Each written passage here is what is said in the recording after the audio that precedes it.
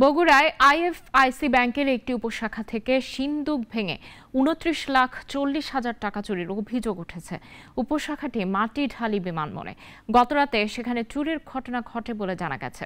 ব্যবস্থাপক ফাহমিদা ফিরোজ জানান, বুধবার ব্যাংকের কার্যক্রম শেষ করে সিন্দুকে টাকাগুলো রাখা হয়। বৃহস্পতিবার সকালে সিন্দুক ভাঙা অবস্থায় পাওয়া যায়।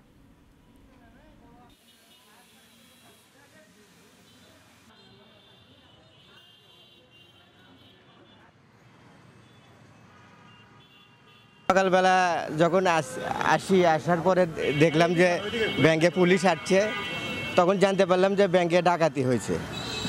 তা আমরা বিস্তারিত পরে জানতে পারলাম যে এখানে নাকি ২৯ লক্ষ টাকা চুরি হয়েছে বা ডাকাতি হয়েছে।